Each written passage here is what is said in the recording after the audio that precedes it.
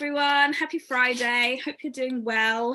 Enjoying the weather. Finally, England has decided to give us bless us with a summer. Hope it's about time. Exactly. Welcome back, Helen. We're so happy to have you for this ŌNCE Club Weekly. Today we are focusing on client relationship culture and etiquette, which in a snapshot is just to really highlight the ultra high net worth client profile and lifestyle in terms of kind of understanding what that means and what that might mean in terms of expectations from those types of clients, and also how to be as regionally and culturally sensitive as possible. I think that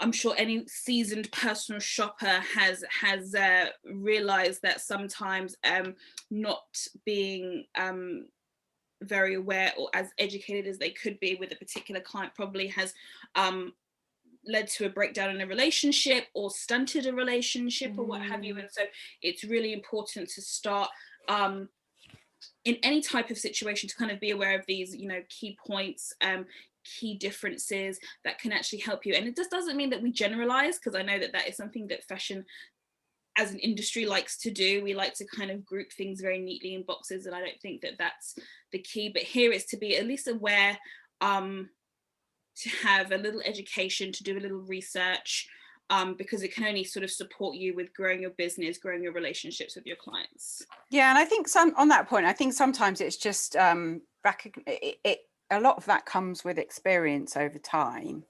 But it also just really starts with recognizing what lands, what doesn't, key patterns that you see from customers from different regions, and then like leveraging either your internal network team at work who maybe are used to working with other customers from those regions, or using our platform to ask other people about how they find, if you're baffled by some kind of behavior or wants and tips, from people who are used to looking after clients from markets that maybe you've got less experience in. So Absolutely. I think there's a lot of like peer to peer in that can be hugely helpful. Well, I think the starting point is sort of being able to identify the points of difference and being sensitive to how people to respond to what you recommend to, I mean, it all really is so down to personalization, isn't it? So heavily, it's about personalization, right? The way through to which channel do they want to talk to you on? Yeah. And then starting to, as you build that relationship with them, understanding the whys. Absolutely. Oh, well, I prefer email because it's on my terms. Or WhatsApp works for me because it's just, I'm talking to everyone else on WhatsApp, so therefore I want to talk to you on WhatsApp as well. And they're part of my life and I want to see you there as well. So it expands into all those different areas. It's so fascinating. Oh, absolutely, because there's certain things that you don't even realize. And I'll give an example. When I was working with a particular company and they were looking to expand in the US, and it was just a given that it was going to be, I wouldn't say easy, but in terms of the comms, we just, were looking to use what we already used, which was WhatsApp. For the most and part. They don't use it at all, do they? They don't use it in the US at all. And I was like, what? And 2018, I'm like, what do you mean? Like, I live my life on WhatsApp in terms of communication with not just from a work point of view and a personal point of view, but just from like having international family. So I was just like, and then I kind of started to realize I had a lot of cousins in America and they never WhatsApp me, and they had it, but it wasn't. And and they were like, yeah, we don't use that. And actually we had to kind of look into going, it's really iMessage and Facebook Messenger. And I was just like, I don't even know the last time I used. Who knew? And it was such an assumption that WhatsApp was the primary use, because it has been such a primary use in, say, like, a lot of European countries, Middle Eastern countries as well. And so we were just like, oh, okay. And it was, and that was a relatively new learn. And but it was, and it was just funny because we just based on such an assumption of like, it's fine, everyone uses it. No. I know, and that is the whole, it doesn't matter whether you are dealing with a personal book of clients or whether it's the approach for business. Most people think about the customer from and it's a very natural thing to do. Like, you look at it from your own perspective, as opposed to, you know, and I think the thing that's really important is to be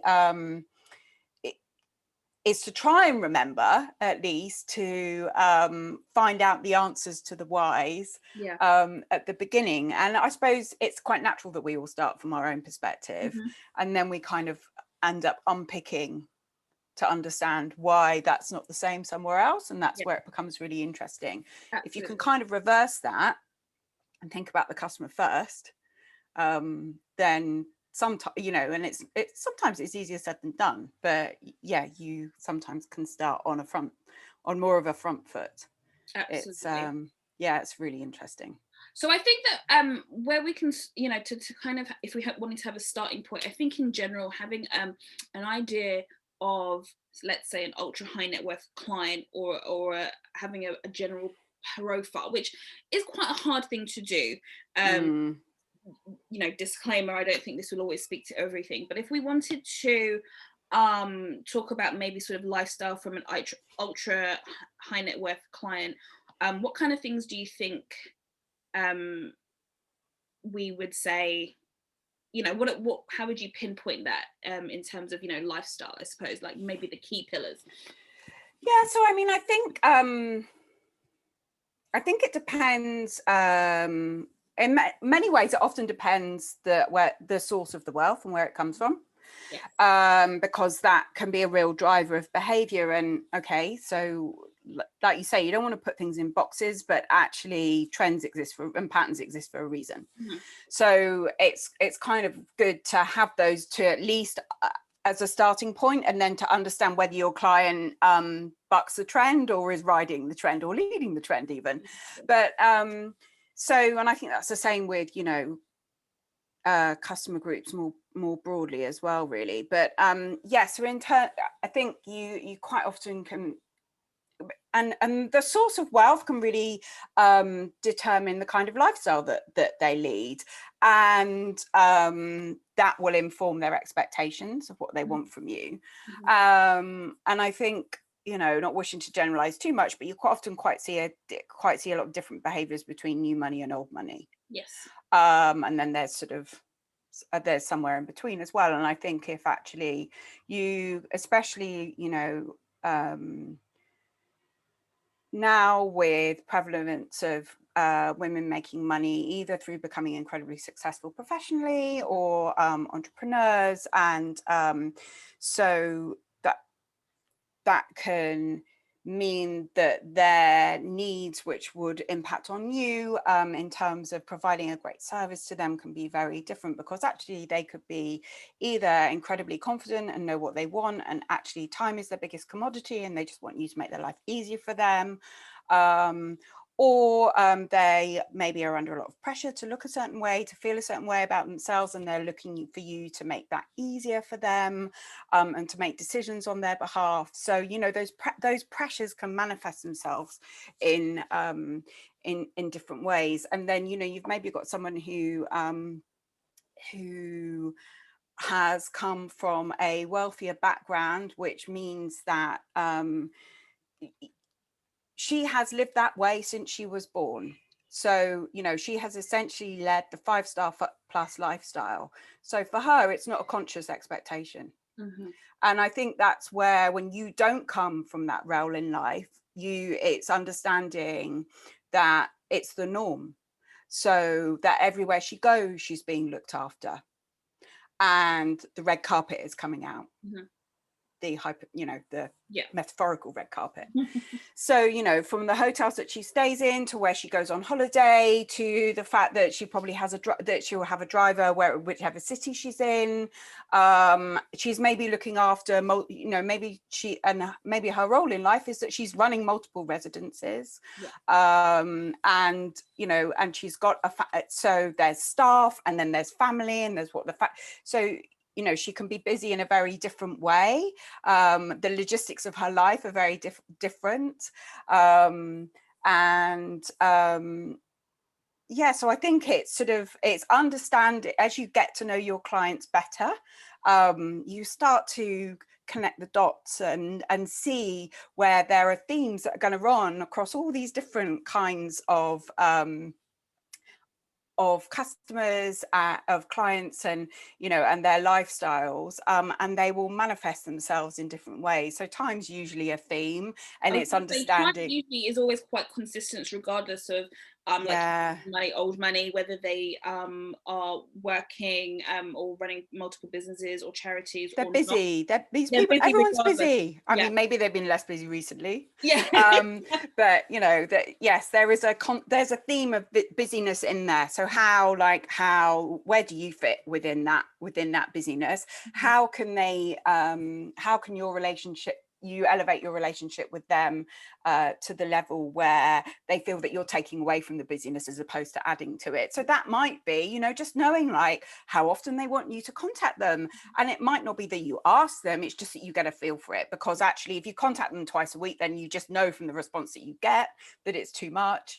But maybe you're only contacting them, with key things, I don't know, every other week or once a month, or as you get to know their cycle and then their lifestyle as well, what their needs are, whether they are someone that's got loads of events that they're planning ahead for, whether it's much more of a relaxed lifestyle where it's looking good on an everyday basis.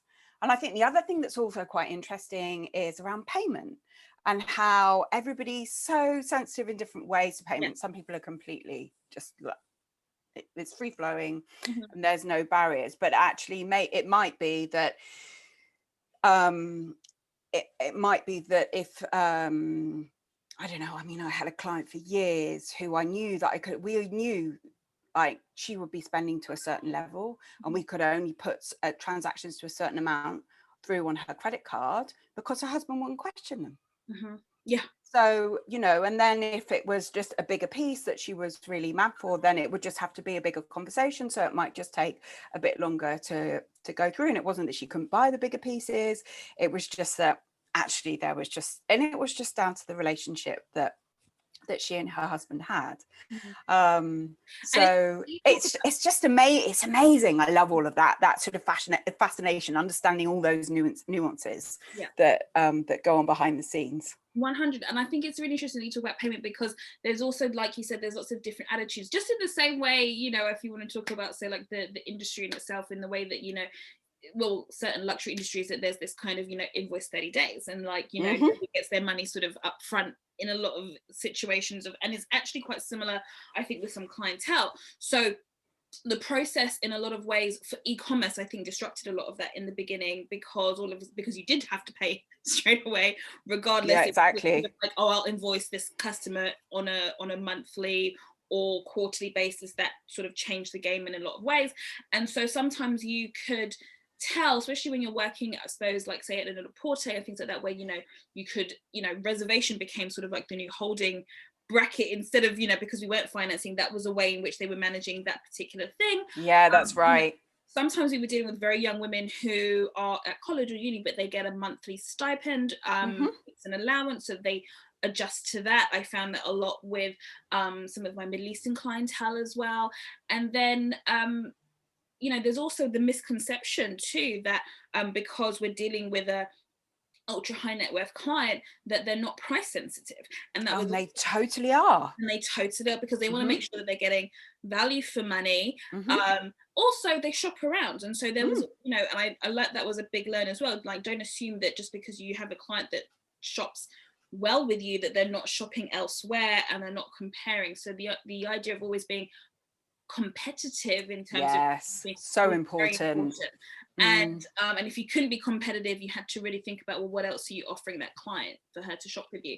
And I even had a client who is very well connected, and so I wouldn't say it's the issue with her, but it was just the fact that we were competing from a company base, in the sense that she's very good friends with the family from Chanel. She's very good friends with all these different the relationship. Yeah, that's high competition, that. And once you understand why, and so there was questions sometimes around discounts, and I think that was something, and I just said to my superiors at the time, and I just said, this is what we're dealing with. This is a person who was treated very well by several other companies, LVMH, Kering, and more, domestically.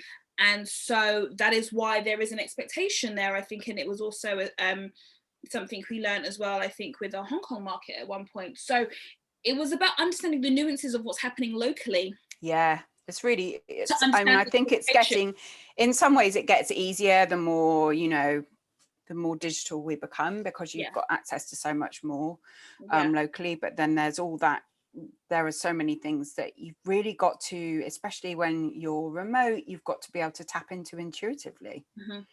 Absolutely. And a lot of it just comes like as the personal relationship grows, and you build that trust, and you find out more about that person's life.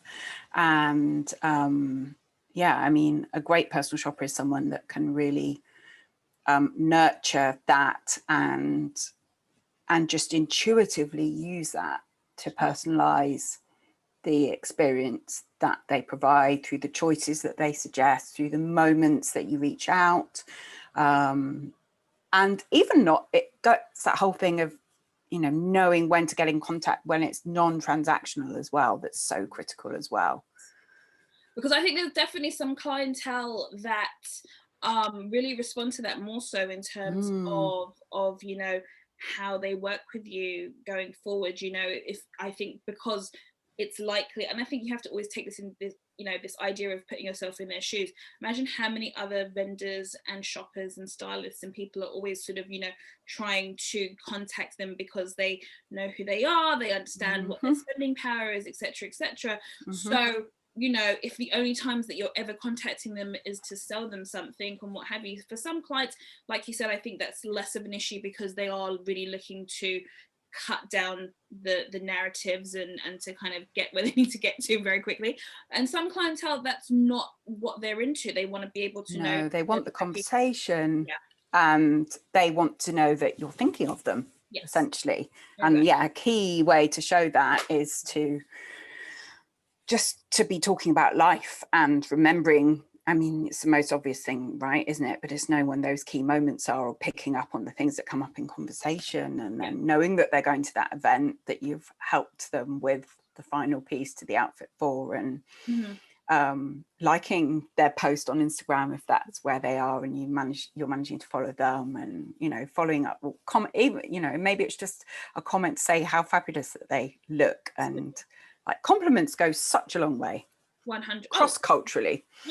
And to mean it, you know, and also to mean it and to understand it. And I think it's always nice to be able to take an interest in what they're taking an interest in, you know, in, or what they're passionate about, and offering, you know, even if it's just a voice of support. Like you said, I think it really goes a long way. And I think in terms of etiquette, it's really about, you know, trying to understand your client. In terms of, because I mean, my point of view, and I assume it's the same with you, you've had to kind of tackle different, sometimes it's not just about, like you said, the individual, sometimes you're sort of looking at a region. Sometimes you're being asked to look up, you know, to tap into a new market, whether it's, you know, like I remember when I started a new role, they were like, oh, we're going to just give you Middle Eastern and Africa. And I had some clients from Africa and I had some clients from the Middle East. I would have to say, you know, what I didn't know, I mean, I didn't know what I didn't know at the time. And I remember thinking, okay, if I really want to tackle both of these things successfully, I need to do my research. How do you kind of, you know, and I remember sort of having to, I started really gingerly, and I started just doing things like, I started pulling like stats and reading their local newspapers. And things like that. But I mean, what would you say your top tips are when you're starting to like look at new markets, or if you want to get into a new market? I think the researching and understanding what's going on locally is really critical, because that will influence their behavior so much. And, you know, and I guess it's even, you know, clearly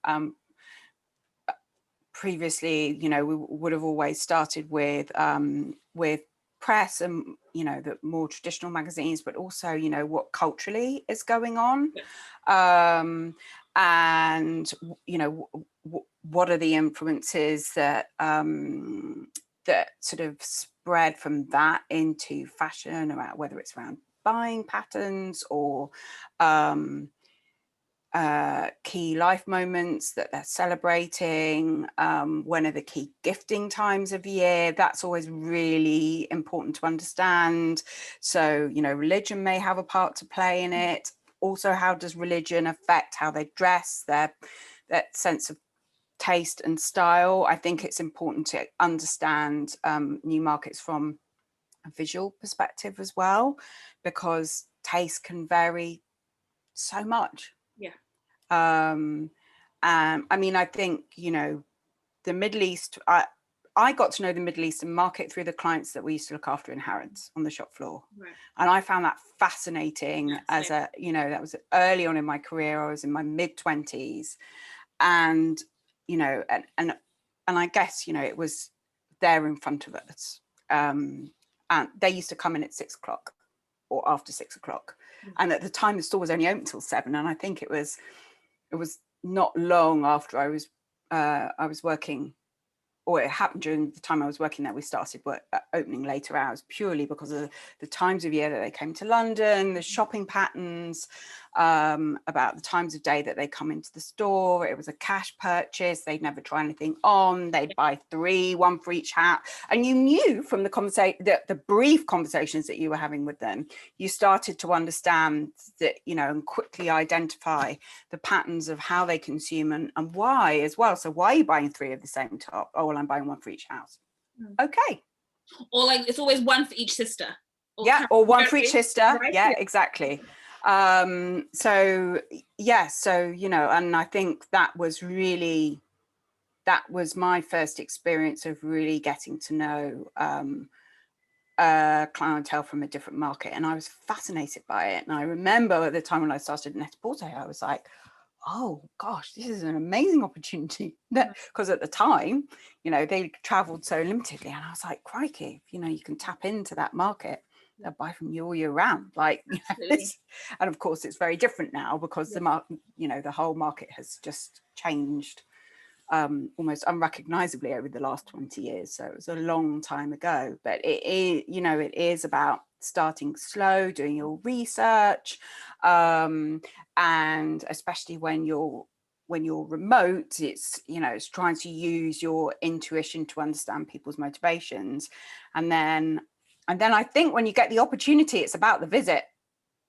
And it's about starting to visit customers that are abroad. And that's when it takes the relationship to the next level. And all of a sudden, all those pennies start to fall into place, about, you know, you come back with so much incredible, invaluable insight. So if somebody invites you to go and visit a new market, you go. Yeah, for sure. I remember the first time I sort of did a Middle Eastern trip. I'd been working in this kind of, you know, in and around the GCC clientele for some time, but it was the first time I went, and I think I was there for 5 days and 6 days, and the knowledge I came back with, I mean, it just blew my mind.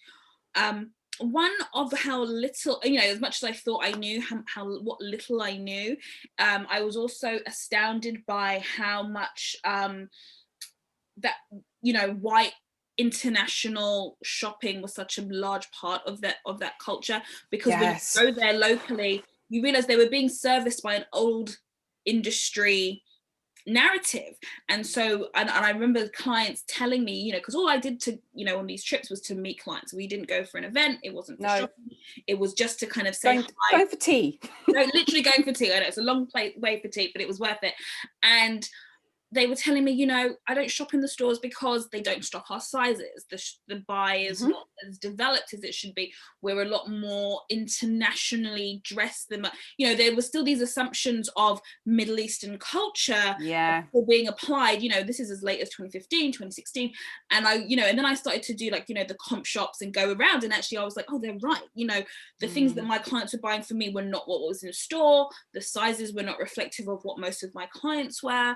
Also, gosh, what a missed opportunity for the local market. Yeah, that's what I thought. It was just so crazy to me, that it wasn't being applied. And the thing is, these women who I was meeting, and men actually, it wasn't like to say that they weren't trying to tell us the information. They were dying to tell us. Yeah. So it's not that, so it just clearly was that maybe it's a case of not listening or what have you, and it was such a, and like you said, it was such, I could see of how much of a missed opportunity it was, but great for me because it meant that I could take it all back and really harness it and kind of become an even better ally. Becomes your competitive advantage, doesn't Yeah, it? exactly. And it was a whole different ball game. But you know, even just kind of moving across different countries and seeing, you know, the differences for certain cultural differences between a Qatari woman, Emirati, going to Kuwait, going, you know, I haven't been to Saudi, but also understanding the Saudi region and how it differs. That was also very important because, you know, typically, you know, and I think this is what we're all guilty of in some way, shape or form, is that we lump things together. Mm-hmm. And it was such a great eye-opening thing for me to say, this is different because this is different because this is, and you know, and kind of having to understand that my clients, whilst they have lots of similarities, there were lots of differences. A lot of that was based in where they grew up, where they studied, mm-hmm. What their what kind of, like, yeah, and what sort of, all those things that have informed them as they've grown up and formed their expectations of life. And I think, yeah, I think that's absolutely right. It's not about thinking that just because a client comes from a particular region or even country of the world that, you know, their needs are going to be the same. I mean, you could use the US as another example of that, right? If you think about the difference between the coasts or the different cities, and whilst yes, there'll be certain threads, similarities that will run across everyone, there are so many differences that will crop up.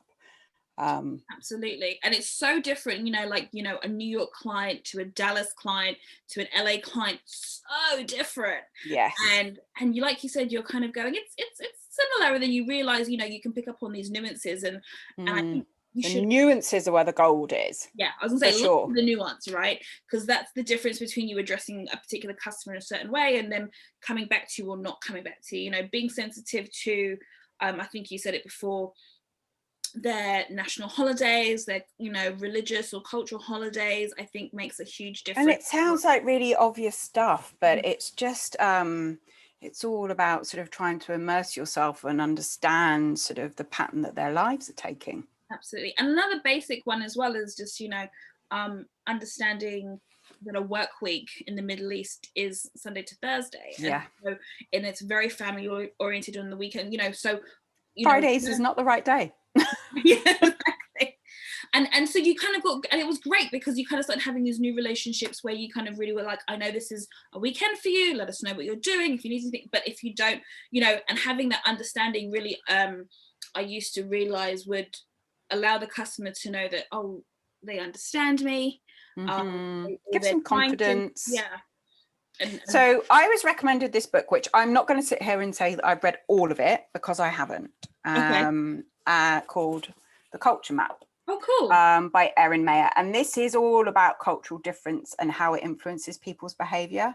And I'm not going to say it's all like, you know, it's not about this. It's about really helping global business relationships, but it's written in a way that is really accessible to read and really interesting. And it's written from the perspective of a woman who worked in an international business and her learnings. Right. And yeah, so if anybody wants to broaden their horizons a little bit, it's definitely a good one to read. It's quite informative makes you look at people's behavior slightly differently when they're from a different background from your own, which I think we could all do with being a bit more open about, really. 100%. And I think empathy and understanding.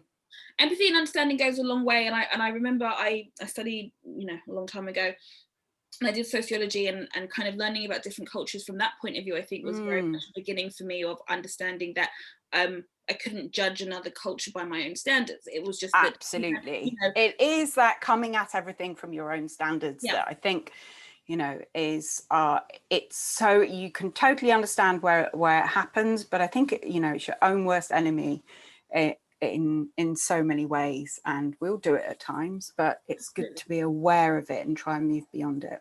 For sure. And I think it's always good to kind of assume sometimes with new clientele, or say new, especially if you're dealing with someone with a slightly different regional background than what you've become accustomed to, is to Mm. kind of almost assume nothing and ask questions. Yes. You know, and you don't have to, you know, it's not and not just ask the questions, listen yeah. to the answers, and then show the customer that you have listened by the actions that you take. Exactly, because yeah, it's really the listening, because if you can't sort of really on board download what they're saying and take it in, and then kind of like sort of like I said, mirror it back to them in the way that you've sort of understood it, you'll never be able to grow that relationship in the way that you want. You'll never.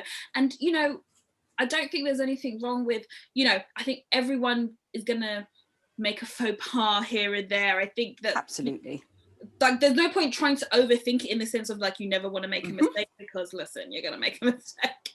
And that's all part of the fun of learning. Yeah, but being really open and saying, I made a mistake, I'm so sorry, this is a product of, and I've said it to clients like, that's my ignorance, that's my what have you, please let me know, etc., etc. And it makes such a difference, because there's a sense of wanting to learn, I think, is also very attractive to others. I know that I find it very endearing from other people, and so I'm sure other clientele are the same. So you can always be like, you know, if you're not sure what the protocol is, it's okay to ask. Absolutely. Like, I don't know.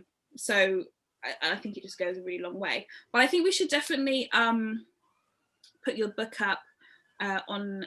We'll put it on our. I'll take a photograph of the cover and I'll post it. We can put it out there. Yeah, that would be amazing. So I think it will be really interesting, and I think all these little tidbits really help. So which is really exciting. But we've already come to the end of our time, and it goes so quickly. It does, doesn't it? 30 minutes is almost no time at all. Not long enough for us, Dom. I know, not long enough. What can you do? But I thought it would be really exciting just to let our ŌNCE Club members know that coming very soon, we're going to have a very new feature, which is essentially we're going to be able to offer some, let's call it mentorship time with the lovely Helen herself, where you'll be able to essentially book in some a session with her, a one-to-one session, whether it's around your you know, sort of career, you know, if you're working with an organization or if you're independent, where she can really support you with, you know, some growth and development in particular areas, you know, and to kind of give you an idea, you know, we're talking around CRM in your black book, acquisition of clients, retention, and relationships, you know, and these are all things that we've discussed before. Yes. We're going to announce when that will be available, but it will be sort of, you know, towards I would say late summer, autumn, into the autumn, that when you'll be available. And I think that'll be really exciting and really valuable. I've definitely benefited from working with Helen for a long time, so I think it's a great opportunity to take up. And if you have any questions about that, please let me know. You can send me a DM as well. Yeah, really excited to get involved in that, Dom. Definitely. Looking forward to meeting new people. It's always exciting. I know, it's exciting. Okay, well, enjoy your Friday, Helen, and everyone watching. Thank you so much for tuning in, and I'll see you soon. Oh, we have one quick question. I'm going to just add it on here. Oh, I will absolutely. So we had a new member actually who's just asking if we could sort of connect with you directly. Helen is on the platform, the ŌNCE Club. Yes, platform. I am. DM her directly if you'd like to connect. It's Helen Baynes, and now she's going to share this wonderful book with us as well, so you'll be able to kind of comment on the post as well there. So thank you so much. Super. See you soon. See you soon, Dom. Bye everyone. Bye.